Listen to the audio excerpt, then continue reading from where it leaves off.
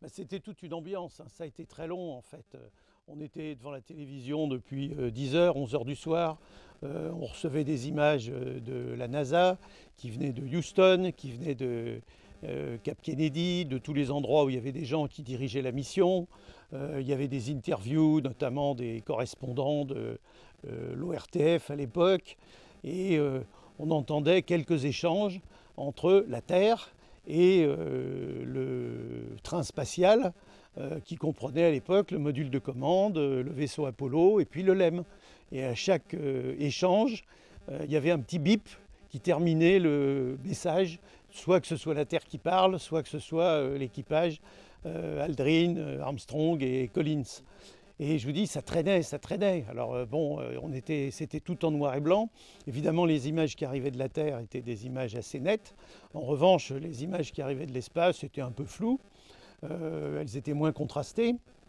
Et puis, il y a eu la séquence de détachement du LEM qui ensuite a commencé à orbiter autour de la Lune et puis ensuite à descendre sur la Lune. Alors là, c'était évidemment beaucoup moins long. C'était un moment crucial parce que d'abord, on ne savait pas s'ils allaient se poser ou s'écraser et on savait qu'ils avaient un temps de carburant très limité. Et puis ensuite, il fallait être sûr que le véhicule serait en bon état pour pouvoir repartir. Et puis, qu'est-ce qu'ils allaient trouver?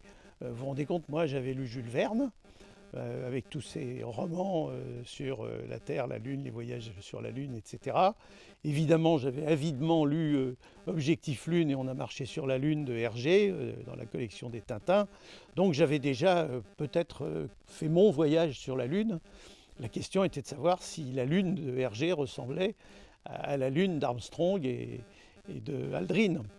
Et puis finalement, ils se sont posés, ça s'est bien passé. Il y a encore eu une période un peu longue avant qu'ils ouvrent la porte, et puis que Armstrong descende et que Aldrin fasse les premières images de ce premier pas de l'homme sur la Lune, qui ressemblait assez bien à celui qu'on avait imaginé, avec ses scaphandres gigantesques et avec ses pas qui marquaient dans la poussière. Dans quel contexte est-ce que vous avez regardé cette diffusion? Où étiez-vous à l'époque? Vous n'étiez pas encore le journaliste spécialisé aéronautique que vous êtes devenu après. Alors je n'étais pas du tout encore le journaliste spécialisé en aéronautique que je suis devenu après. J'avais déjà, comment dirais-je, une propension pour l'aéronautique et l'espace. J'avais déjà commencé à apprendre à piloter en 1968. Je travaillais à la télévision française, à l'ORTF, aux stations régionales de l'ORTF qui s'appelle France 3 aujourd'hui. Et j'avais eu droit à une semaine de vacances puisque c'était ma première année, je n'avais pas droit à beaucoup de vacances. Et j'étais parti chez quelques amis dans le Massif central et il se trouve qu'ils avaient des voisins qui avaient une télévision en noir et blanc et qu'on s'est donc retrouvé à une quinzaine dans leur salon à regarder ce moment absolument inouï où des hommes allaient faire ce que toute l'humanité depuis 7000 ans ou 10 000 ans avait peut-être rêvé mais toujours pensé totalement impossible. C'était vraiment un événement qu'on partageait avec son entourage, avec ses voisins. Est-ce que c'est un peu similaire à l'attente qu'il peut y avoir avec, par exemple, le premier pas sur Mars qui pourrait venir? Est-ce qu'on l'attend de la même façon? Est-ce que c'est différent? Non, je ne crois pas parce que lorsque l'homme s'est affranchi de l'orbite terrestre, c'est-à-dire lorsqu'il s'est éloigné de l'orbite terrestre, il est quand même entré dans une zone de risque, c'est-à-dire pour une fois, des êtres humains, s'ils disparaissaient, s'il arrivait un accident, ne reviendraient pas sur Terre.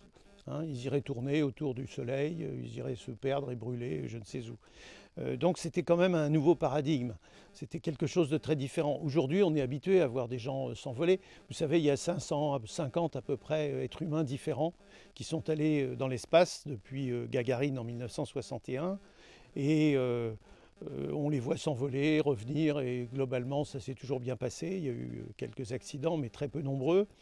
Et c'est vrai que le jour où on verra partir des gens pour Mars, ça va quand même être un fait marquant, parce que ce sera un voyage très très long. Ce sera un voyage qui va durer en gros 3 ans, et ce sera certainement dans des conditions très compliquées sur le plan technique, scientifique, et le retour n'est pas assuré. Aujourd'hui, on ne sait pas encore très bien comment on les ferait revenir. Donc c'est sûr, ça va être très émouvant, très impressionnant, je pense que ça arrivera, mais quand même, Le premier homme autour de la Terre, Gagarine en 61, le premier homme sur la Lune, Armstrong 1969, ce sont quand même des pas très très marquants. La promesse d'un futur et de progrès qui allait s'emballer et arriver très vite, est-ce que 50 ans après, selon vous, ça a tenu ses promesses? Alors 50 ans après, ça a tenu ses promesses, pas obligatoirement dans les domaines qu'on avait visés ou qu'on imaginait. Vous savez que le petit ordinateur de bord du LEM Eagle, avec lequel Aldrin et Armstrong se sont posés sur la Lune, avait un processeur qui est aussi, qui était même pas le centième en termes de capacité que celui du premier petit téléphone mobile que vous avez utilisé. Et aujourd'hui, on a fait des progrès en informatique, en transmission, en télématique, qui sont absolument gigantesques dans le domaine du numérique. Et il est bien évident que tout ça, ça a été engendré par cette conquête spatiale pour laquelle il fallait trouver des moyens de transmission, des moyens qui soient légers, et puis des capacités de calcul qui soient fantastiques. Parce que dès qu'on commence à entrer dans l'univers spatial, on a besoin de capacités de calcul fantastiques. Donc je crois que, si vous voulez, la petite poussette d'aujourd'hui est une héritière de tous les ingénieurs qui ont permis à Armstrong et à Aldrin de marcher sur la Lune. Dernière question, est-ce que ça a contribué, cet événement que vous avez suivi en direct, est-ce que ça a contribué un petit peu à faire ce que vous êtes devenu? C'est certain que j'ai été très marqué par cette mission Apollo 11, mais je dois vous dire que la mission qui m'a le plus marqué, c'est Apollo 13, c'est-à-dire la catastrophe spatiale qui se termine bien, dont très franchement la plupart des spécialistes dans le monde pensaient qu'elle se terminerait en catastrophe.